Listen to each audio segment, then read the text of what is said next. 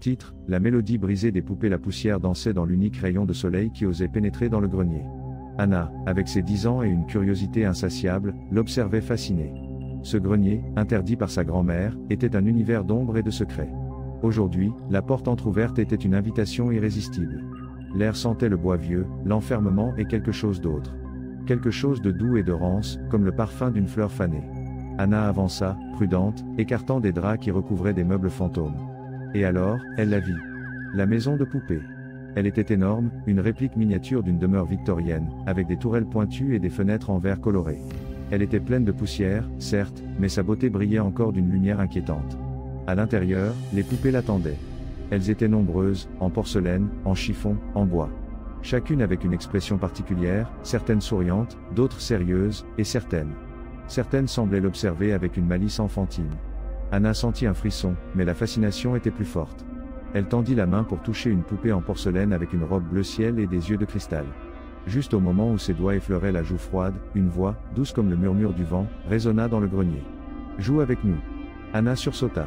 Elle regarda autour d'elle, mais elle était seule. Avait-elle imaginé ? Elle déglutit et regarda de nouveau la poupée. Ses yeux de cristal semblaient briller avec une nouvelle intensité. « Joue avec nous !»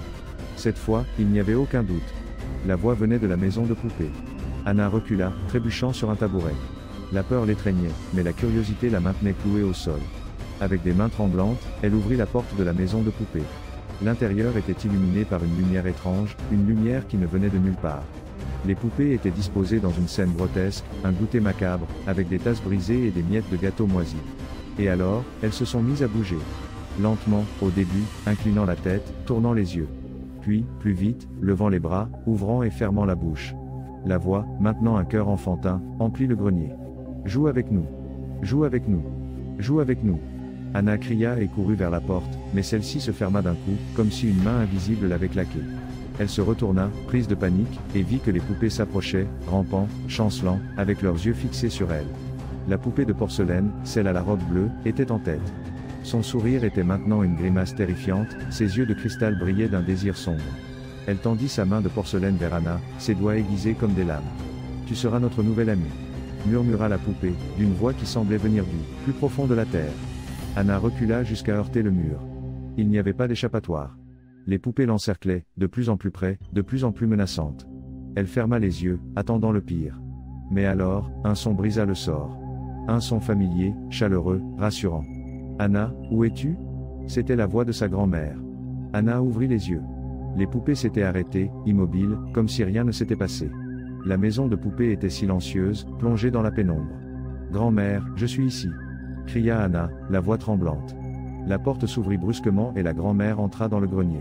Son visage était plein d'inquiétude. « Anna, que fais-tu ici ? Tu sais que cet endroit est interdit. » Grand-mère, les poupées. Elle bougeait. Elle parlait.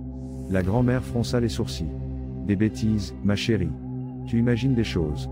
Cet endroit est plein de poussière et de toiles d'araignée, il est normal que tu aies peur. » Elle prit Anna par la main et la fit sortir du grenier. En descendant les escaliers, Anna regarda en arrière. La maison de poupée était toujours là, silencieuse et impénétrable. Mais Anna jurerait que, pendant un instant, elle avait vu la poupée de porcelaine sourire. Cette nuit-là, Anna ne put pas dormir.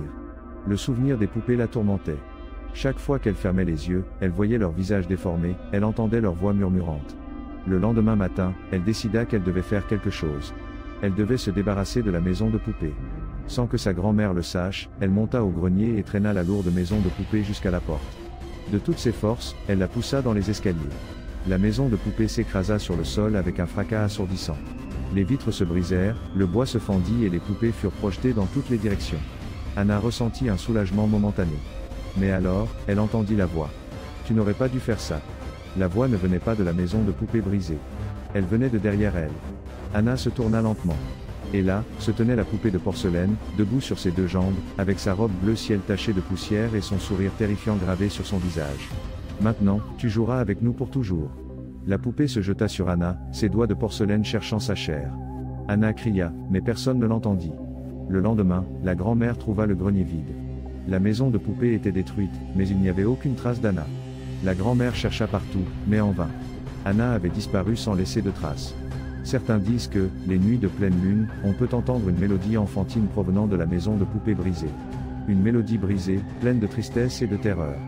Et si tu t'approches assez, tu peux voir une petite fille, vêtue d'une robe bleu ciel, jouant avec les poupées dans le grenier. Jouant pour toujours.